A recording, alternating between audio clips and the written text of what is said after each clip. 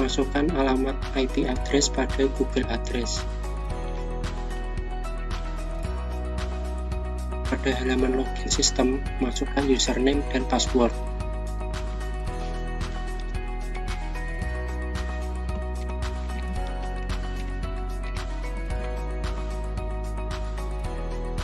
Setelah pilih masuk, operator akan diarahkan pada menu dashboard. Pada menu dashboard ini terdiri dari status monitoring, yaitu proses revisi anggaran saat ini yang sedang dilakukan. Selanjutnya pagu total tahun anggaran yang sedang berjalan.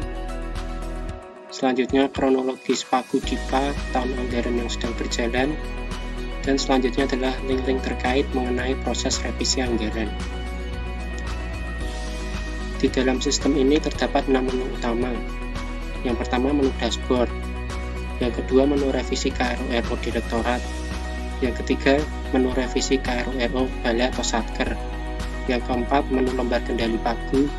Yang kelima menu lembar kendali KRO. Dan yang keenam pedoman.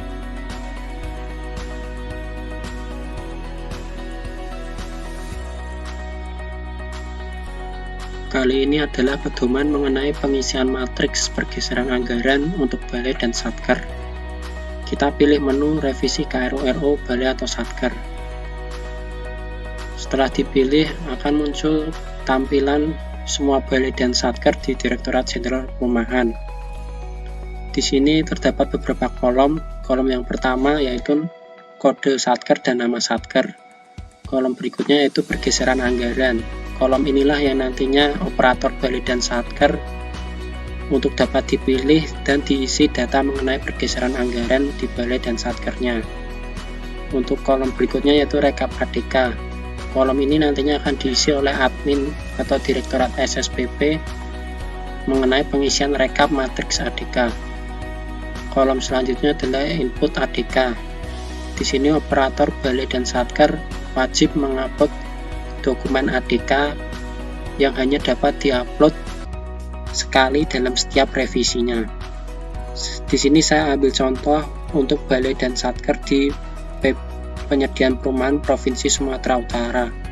Kita pilih kolom pergeseran anggaran, lalu pilih usulan revisi.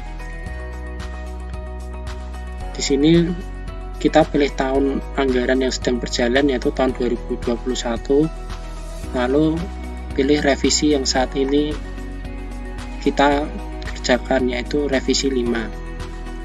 Setelah kita pilih akan muncul tampilan preview mengenai matriks pergeseran anggaran yang nantinya operator harus isi. Untuk dapat mengisi matriks tersebut, operator dapat memilih menu lihat di Google Sheet.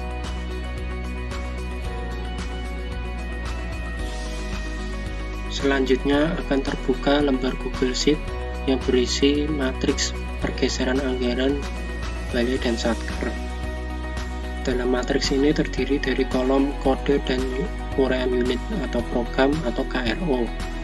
Selanjutnya terdapat kolom revisi yang sebelumnya yang sudah terisi volume dan nilai rupiah. Selanjutnya terdapat kolom usulan revisi saat ini yang akan diisi oleh operator. Selanjutnya terdiri dari kolom selisih yang juga harus diisi oleh operator. Selanjutnya kolom keterangan refocusing apabila saat ini juga terjadi penghematan anggaran di balai dan satker. Selanjutnya terdapat kolom keterangan pergeseran yang berisi dari sumber pergeseran, sebagai contoh pergeseran dari Direktorat Rusun dengan RO BCA 321 dan nilai rupiahnya, serta kolom keterangan lain apabila ada dan diperlukan.